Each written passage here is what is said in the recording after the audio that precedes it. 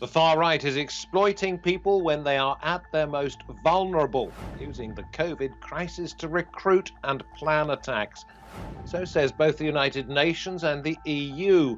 So how to beat both the pandemic and the growing extremism it brings with it? This is Roundtable.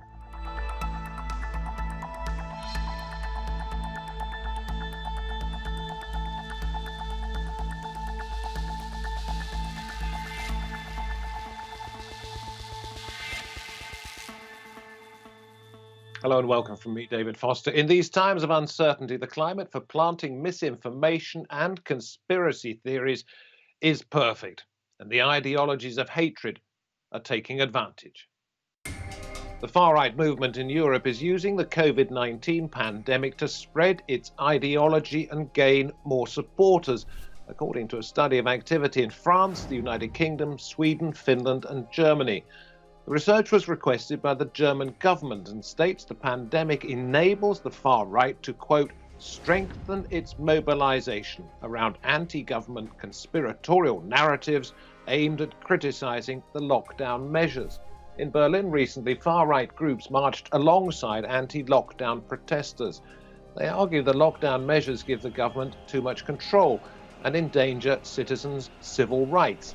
The far-right Alternative for Germany has compared the situation with the Enabling Act of 1933 that paved the way for Hitler's Nazi dictatorship. So how is the far-right in Europe exploiting the COVID-19 pandemic? Well, I'm very pleased to say that joining us from Paris in France, we have Dr. Jean-Yves Camus, Director of the Observatory of Political Radicalism. We go to Toronto in Canada and we welcome Barbara Molas, researcher in far-right mobilization at the Center for Analysis of the Radical Right, and then down south to Colorado, USA. And we see Benjamin R. Teitelbaum, author of War for Eternity, The Return of Traditionalism and the Rise of the Populist Right, also a professor of radical nationalism in Europe. Great to have you all on.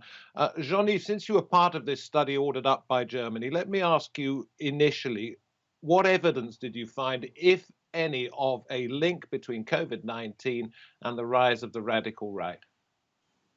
I would say that at first, when the pandemic started, I would have said that those radical right parties would have had a great possibility of taking advantage from the pandemic. And I think they made a big mistake because the pandemic was so big, the average citizen was very much afraid. And what those parties did was just to add fear to the fears of other people. And I think that was quite counterproductive. So at the end of it, I think most extreme right parties in Western Europe have not taken advantage of this pandemic as much as they would have been able to do. So this is something, Benjamin, I noticed in the notes I was given by my producer that you mentioned. You said you didn't think there's been a rise per se, but perhaps a radicalization of those that are already inclined to be far-right supporters. Yes. We have so many conspiracy theories floating around in Europe and in the United States. This pandemic brought more and more people to think that some of those conspiracy theories were true, and that the way many governments handled the pandemic was proof that there was something like a new world order trying to take advantage of the pandemic to impose restrictions on the civil liberties of the average citizen. So, Benjamin, let me go to you on this one. It's made those who are of a right-wing inclination perhaps more fervent in their support rather than perhaps encouraging others to join in. Yes, I think we've seen certainly that it stoked the flames of some pre-existing ideas. I think crucially we'd have to note that, and this hasn't been reported that much in journalism on this particular topic, that the far right was split in its responses to this. There were those for whom this was an opportunity to talk about conspiracy theories, to talk about impositions on civil liberties. There were others who saw this as a great opportunity to reinforce other drives of the far right, namely to fortify borders and to see a police state assert itself. This was an opportunity for that, but that doesn't necessarily mean, and we don't see it in opinion polling, that that all of this equated to an increase in popular support. Indeed, in many places, we've seen indications of the opposite. So what is most worrying about this that was discovered during the course of the studies during the course of the pandemic? What changes have there been? Barbara, let me throw that one at you, if I may. Well, I think that something that we have to keep in mind is that even though we noticed that the radical right was steadily growing anyway in the past few years, what COVID-19 has done, is to expose those more vulnerable to this radical narratives, or in particular online radicalism, to spend more time alone and isolated without those protective factors that, for instance, things like schooling, employment, and socializing would have normally provide in normal circumstances. So I think we have to keep that in mind. That's what COVID has done too, in terms of like giving some legitimization to the radical right. For example, when we think about lockdown measures that are, increasing the belief that self-isolation and social and economic protectionism are things that are desirable, is good for the radical right and its rhetoric on, for example, tougher restrictions on immigration. And when we think about the government and the radical right's anti-government discourse, the COVID-19 has also helped to legitimize that discourse in terms of, for example, encouraging people to believe that in a context in which everything seems to fall apart, we can definitely rely on the working class, or what traditionally the radical right would consider as the people. So we're talking here about nurses, policemen, cleaners, supermarket employees. So all of these different things have made COVID-19 a great opportunity for the radical right, perhaps not to grow, but to reach out to new audiences and to find new fertile soil, to have somehow a new sense of legitimacy. Well, Barbara, and we'll go to everybody on this one. Are you then suggesting that the headlines which have indicated that there is the likelihood of more attacks being planned, that there is a rise in the radical right because of COVID, are you suggesting they are, in a sense, alarmist?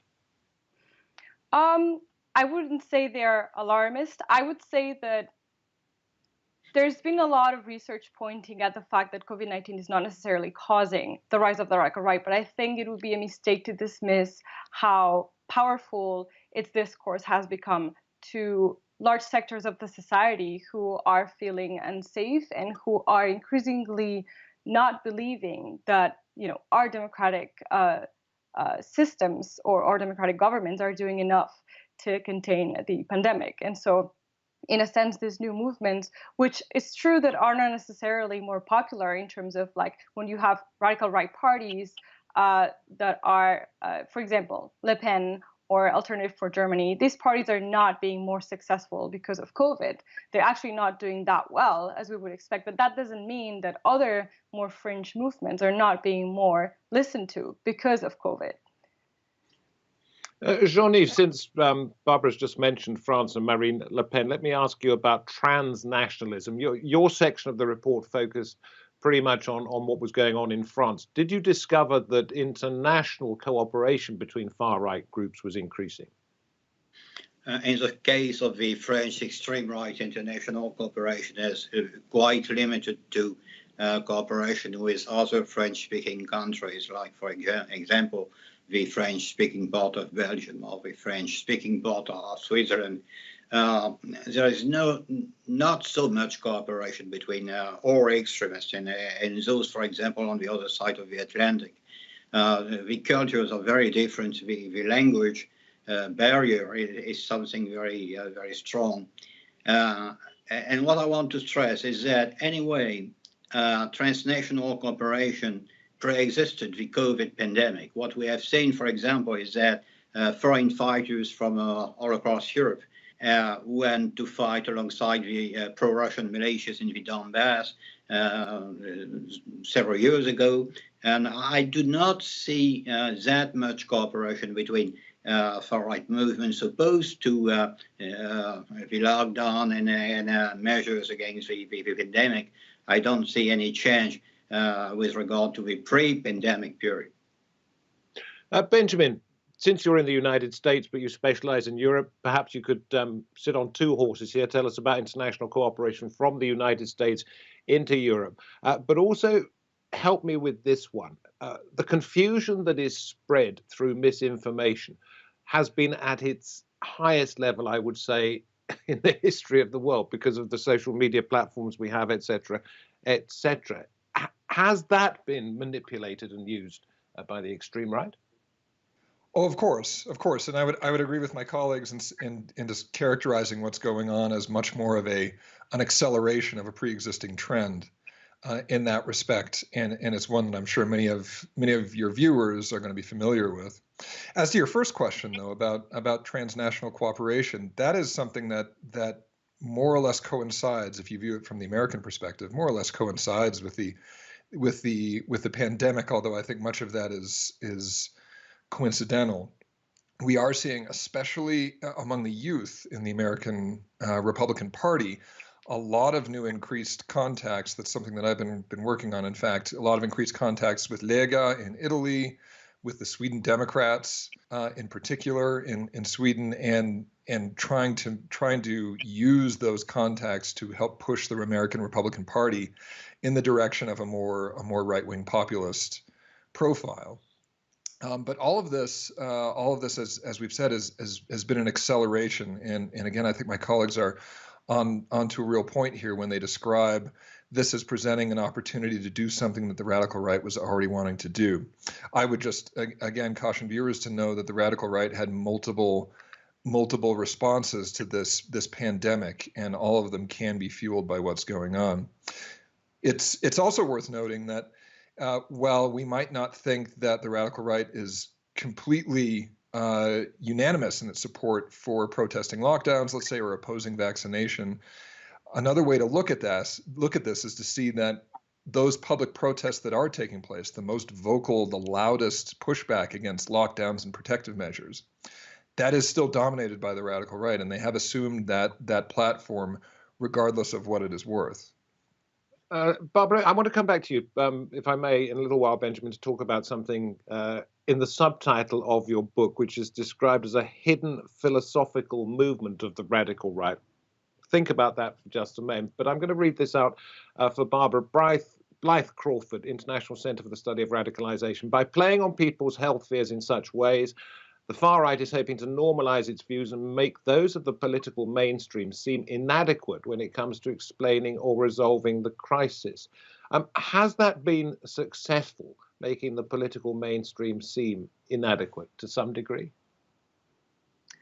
I would totally agree that there has been a tendency from among most people to not trust the mainstream media, because there's been the permanent sense of, that the lack of information was not because there was no information, but because the mainstream media, along with the government, was choosing to hide information from us. So I think that's been one of the causes why some people have tended to look for alternative information online, which more often than not has led them to run into conspiracy theories that, in a context like this, in which, as I was saying, people more often than not feel at a loss to understand this. Conspiracy theories do try to throw light into, a context that is basically characterized by confusion, insecurity, and fear.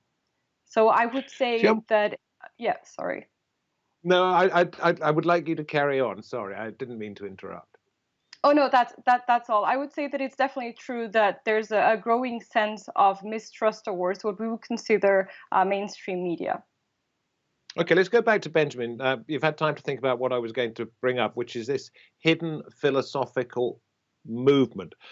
Does that relate to what we're talking about here, misinformation and conspiracy theories?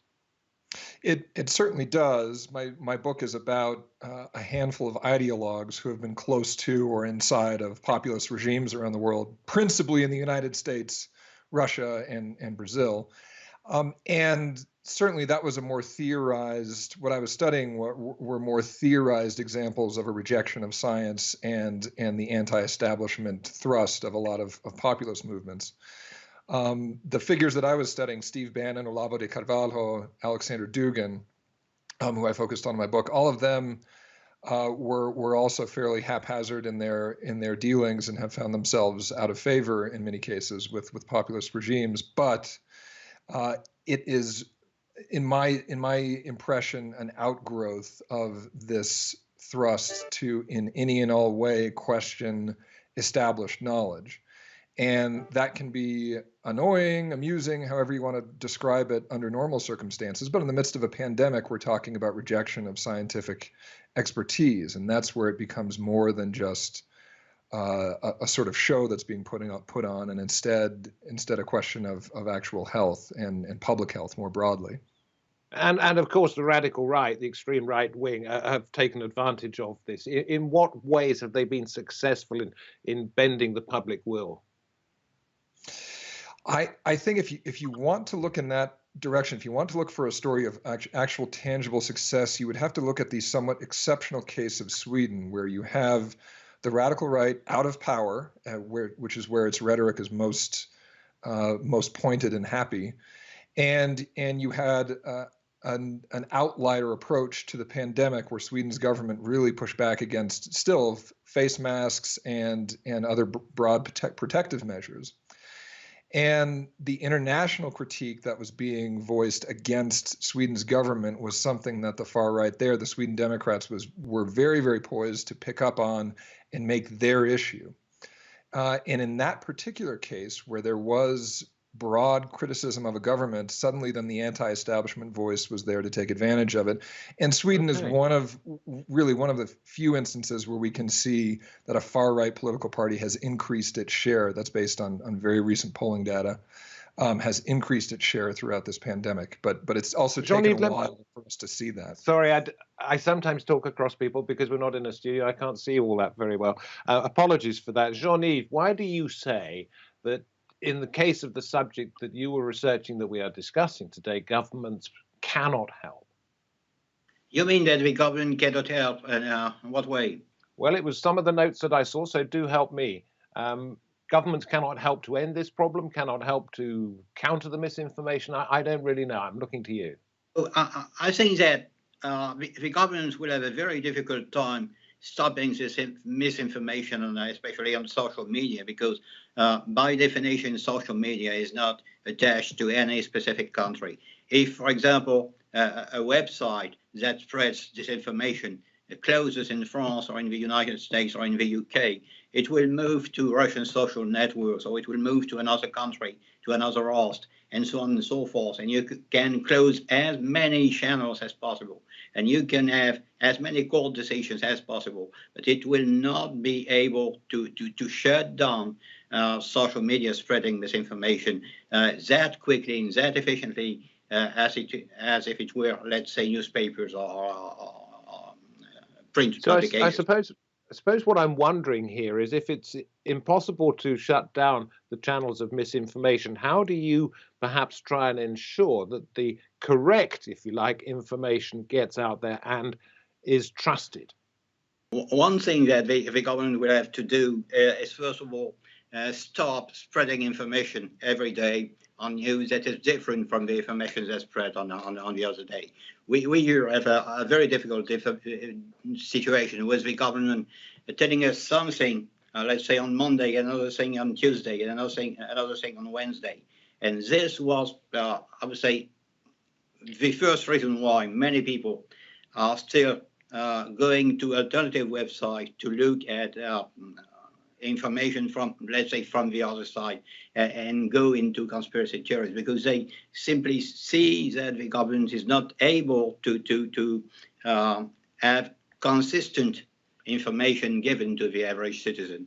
So that's one of the main. But you're damned if you do, aren't you? You could be criticized for not putting out information, and yet you're criticized for putting out too much information, because the information is changing all of the time. What is the right approach? Well, it's totally normal in one sense that the information from the government changes from one day to another, because this is a very specific pandemic and a very specific virus. I mean, scientists are just beginning to know the way that this virus is spreading and the way to fight it. We will have a vaccine, but it's taken a long time. So the big problem for the government was to, I would say, have to share information that changed from one day to another or from 1 week to another according to what the scientists found out and according to the progress of science. Yeah, it's a very difficult situation to counter, isn't it? Barbara, let me come to you and ask you something about hardline regimes, if you like, those that have not discouraged, if not encouraged, the far right. I'm thinking about Donald Trump. I'm thinking about Jair Bolsonaro, Viktor Orban. Do you think, because in most cases they have handled the pandemic rather poorly, do you think their support, the right-wing support for them, will fall or rise as a result of what we've seen over the course of the last 12 months or so? I think what we should expect after, for example, now after Donald Trump, for example, has been voted out of the White House, I think we should expect an increase in anti-government discourses, actually, and especially those that align narratives against the government trying to increasingly control in a deliberate way certain groups of society. And I think, will that encourage the right-wing elements in society? I think so. I think we are not going to see a decrease in radicalization, if that's what you're asking. I think it's going to be worse, and especially because we haven't even seen the effects of COVID-19 fully in terms of socioeconomic impact. And I think the radical right is going to keep on capitalizing on those effects and will only increase. So, but I think that what's going to happen is that movements that are not conventional, let's say fringe movements on the radical right, are gonna perhaps grow further. And I'm talking about not parties that would support a democratic and liberal system and perhaps challenge it from within, but still defend democratic institutions. But I'm talking about movements that are, completely against anything that has to do with liberal democracies. Movements that are not related to any specific party. So that's why I'm talking about anti-government discourse in general, right? Benjamin, are the authorities in Europe, United States as well, prepared for the acceleration in right-wing support that we might see because of mishandling of the COVID pandemic? Are they ready for it?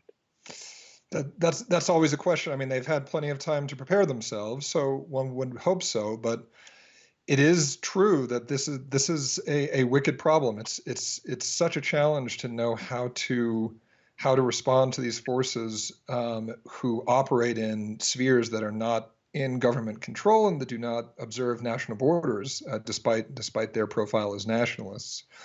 So that is a challenge. I would encourage people pondering this, though, to pay attention to excuse me, to pay attention to local conditions.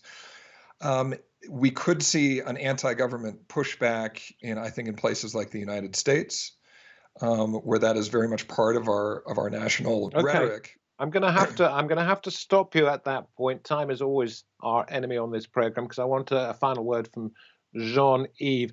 Are the French authorities looking the wrong way at the moment if there is this rise in support for the far right, when they seem to be suggesting it's radical Islam they want to take on rather than the groups that we're discussing today?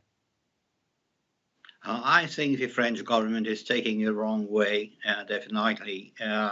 And what they do not realize is that on the topic of immigration, on the topic of globalization, they will never, ever be able to, I would say, tell the average Front National voter what he wants to hear, unless the French government says, okay, we want all immigrants, all foreigners to be out, and we want to leave the EU. So using the same language as the far right is really a dead-end street. The conservative right tried to do this in the 1990s, and it was a complete failure with Le Pen on the second ballot of the presidential election in 2002, and Marine Le Pen on the second ballot in 2017. So if you really want to counter the narrative of the extreme right, you have to use another. You have to is perhaps it. looking in the opposite direction a real danger for France and for French society? when it comes to the extreme right? Very quick, if you wouldn't mind. I think that the extreme right is, in one sense, Macron's best alive for 2022. In case of a second round between him and Marine Le Pen, he will win by, let's say, 55%. So he does not have that big an interest in having a weak national front. Well, that is when it comes to the political side of things, not necessarily when it comes to those with ideologies that are of the right wing and trying to encourage other people to be part of their extreme views. Listen, we thank you, each and every one of you, for being on this edition of Roundtable. Very good to have your thoughts, and wherever you happen to be watching this program, we thank you for your time spent listening to all our guests on Roundtable. But that is it for now from me, David Foster. Thank you once again for being in our company, and we hope to have you next time. Until then.